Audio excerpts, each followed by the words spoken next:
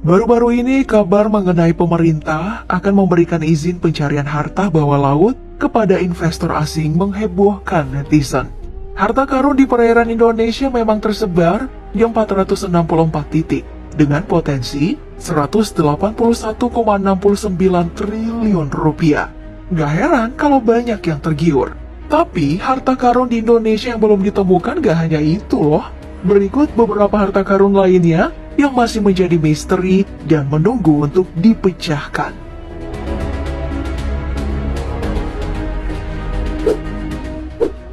Yang pertama adalah harta karun yang disebut-sebut terletak di sekitar wilayah angker Gunung Salak, Bogor. Kisahnya bermula saat tentara Jepang masuk di Indonesia pada tahun 1942. Ada saudagar dan tentara Belanda berinisiatif menguburkan harta mereka di Gunung Salak karena takut akan dirampas oleh sekutu. Mereka memilih gunung yang dulunya juga dikenal sebagai pusat kerajaan Prabu Siliwangi ini karena dianggap gunung ini akan sulit dijangkau oleh warga biasa. Mereka bertekad akan kembali datang menggali harta yang disembunyikan kelak setelah Jepang tak lagi berkuasa. Sayang, setelah Jepang angkat kaki dan Indonesia merdeka, orang-orang Belanda tidak diperbolehkan datang. Kabar ini telah disebarkan sejak lama di kalangan masyarakat Cidahu yang tinggal di daerah lereng gunung. Berkali-kali warga setempat datang untuk meruntuhkan semua tembok peninggalan Belanda yang ada di gunung, berharap akan menemukan harta yang tersembunyi di salah satu tembok. Namun harta yang dicari itu tidak juga ditemukan. Yang ada malah korban nyawa yang tak terhindarkan.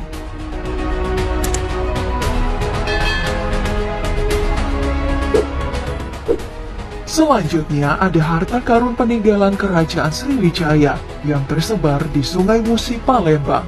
Kabar ini pertama kali mencuat saat seorang warga menemukan cincin emas peninggalan Sriwijaya di tahun 2005 lalu.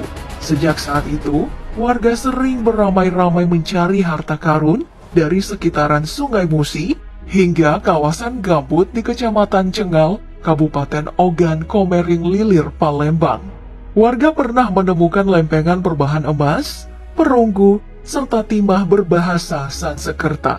Lempengan emas ini, menurut sejarawan kemungkinan diterbitkan oleh pemerintahan Sriwijaya. Isinya karya syair-syair puisi dan kwitansi.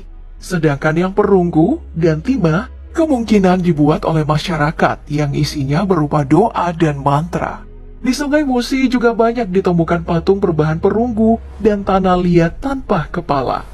Setelah kebakaran hutan di tahun 2015 lalu, semakin banyak warga yang datang ke lokasi untuk mencari harta karun karena akses semakin terbuka. Selain kaya akan benda peninggalan berharga, kawasan ini juga mengandung serbuk emas yang biasa dicari oleh warga untuk dijual. Asmadi, salah satu warga yang sering menyelam di Sungai Musi untuk berburu harta karun. Dipercaya masih banyak lagi harta karun tertimbun dalam tanah peninggalan Kerajaan Sriwijaya, namun belum terungkap. Apakah kamu tertarik?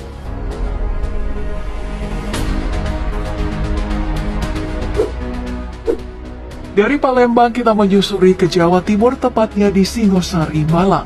Di wilayah ini banyak warga percaya bahwa harta berharga Kerajaan Singosari yang tersembunyi di suatu tempat, namun dijaga oleh bangsa jin, sehingga susah ditemukan.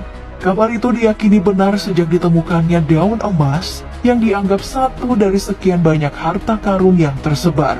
Tahun 2009, desas-desus mengenai harta karun kembali menyebar saat para arkeolog berhasil menemukan perumahan elit kuno Kerajaan Singosari di Dusun Bungkuk, Desa Pangentan, Kecamatan Singosari.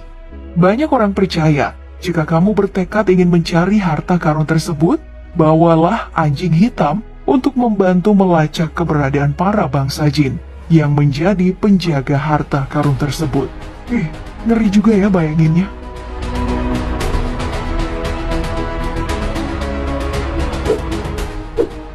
Selain itu, banyak juga warga yang percaya bahwa ada harta Bung Karno yang tersembunyi di suatu tempat di Pulau Jawa. Tak ada yang tahu pasti letaknya di wilayah mana.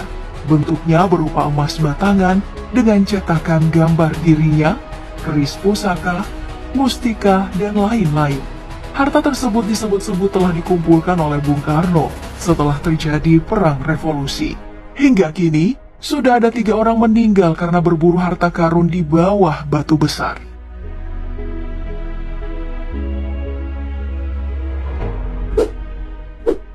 Berbicara tentang harta karun, kapal bangsa Portugis yang tenggelam di tahun 1512 bernama kapal Flor do Mar juga tak bisa dilewatkan. Kapal ini karam di perairan Indonesia dekat Selat Malaka akibat bocor saat dibawa oleh nahkoda bernama João da Nova, kerabat penjelajah terkenal Vasco da Gama.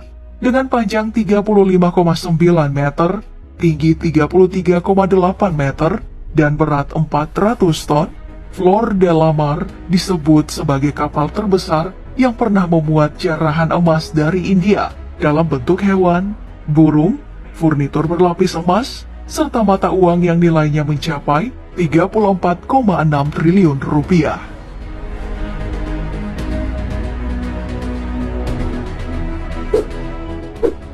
Dan yang terakhir ada timbunan emas Jenderal Yamashita yang dipercaya tersebar di Filipina, Indonesia, Singapura, Burma, Malaysia, dan kawasan lain.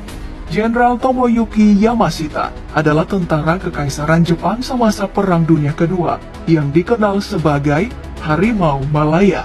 Ia menjadi terkenal karena berhasil memimpin pasukan Angkatan Darat ke-25 menuju kemenangan pada kampanye penaklukan semenanjung Tanah Melayu dan Singapura. Sekitar tahun 1945, timnya meledakkan terowongan dan goa untuk menutup timbunan emas dalam goa-goa di bawah tanah karena tidak lagi mampu dibawa ke Jepang. Harta berupa 6.000 ton emas itu merupakan rampasan perang tentara Jepang di Indonesia, Singapura, Filipina, serta negara Asia Tenggara lain selama Perang Dunia Kedua. Salah satu bukti keberadaan harta karun tersebut adalah temuan salah satu tentara Filipina, yakni Rogelio Roxas, berupa patung